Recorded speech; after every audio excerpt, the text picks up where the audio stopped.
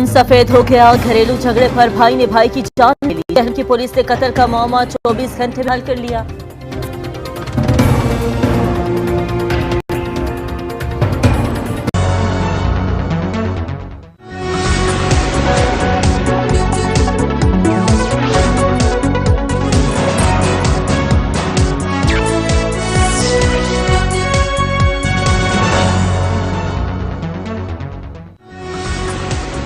अस्सलाम वालेकुम। इलाकाई खबरनामा के साथ मैं हूं एतजाज नकी।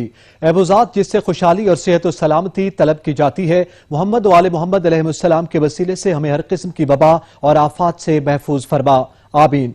रिश्तों में वफादारी का पास न रहा, जहलम में खून सफेद हो गया। मामूली तनाजे पर भाई ने भाई की जान ले ली। मुलजिम लाश वीराने में फेंक कर फरार हो गया।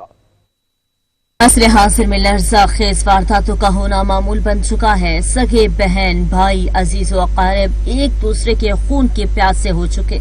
ऐसा ही एक लर्जा खेज वाकया पेश आया जहलम के इलाके पिंड दातर खान में, जिसके नवाही इलाके सूडी गुजर, जहां पर सफाकत की इंतहा हो गई। 50 साला शख्स को सगे भाई ने मौत की घाट उतार दिया।